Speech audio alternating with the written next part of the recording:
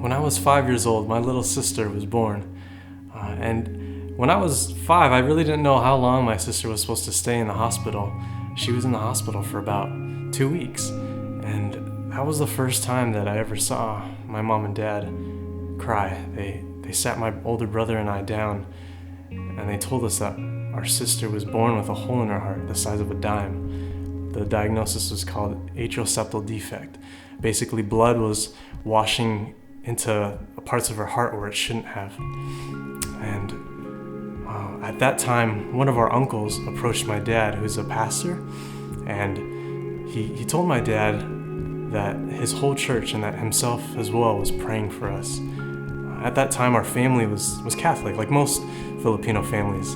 And as a 5-year-old boy, I looked forward once a year to go to the Catholic Mass because I got to play with water and I got to light candles.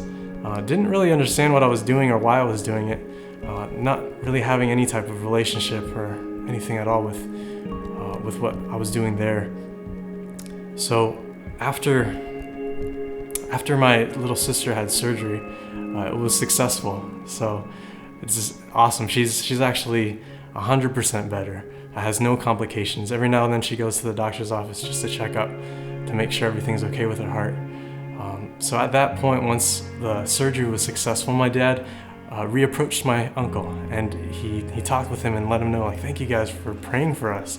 We've never had anybody do that for us. And that was then when my dad listened to my uncle and found out the story about Jesus and accepted Jesus as his personal savior. So from then on out, my family started going to church. And it wasn't until I was about 10 to 12 years old when I read this book that a pastor's wife had given me. She actually wrote the book, and in this book it was talking about how a boy, he thought he was a Christian, he thought he was saved, he thought he knew Jesus as a savior, and he didn't live like it, and he died, and he ended up going to hell. And I thought to myself, man, that's me. I don't know what's gonna happen. So I ended up kneeling down by the side of my bed with just tears in my eyes, and I knew that I needed to accept Jesus as my savior. I needed to believe on him, and I needed to confess my sins to him.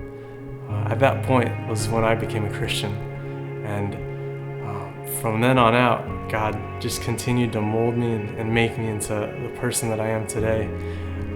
First, I went to undergraduate school in Florida, where I met my my girlfriend, who is now my wife.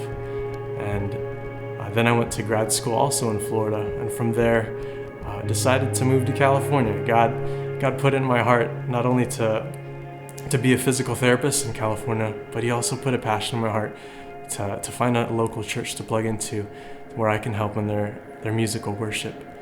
And through different events, I ended up meeting with Robert and Josh. And right off the bat, the thing that I loved about Antioch Church is the fact that Antioch Church has opportunities.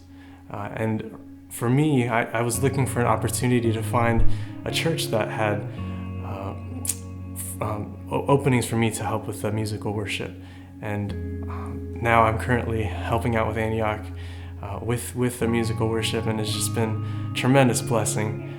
Currently, my wife and I are plugged into the church, and just these opportunities they're life-changing opportunities, and I thank God that we were able to find Antioch Church.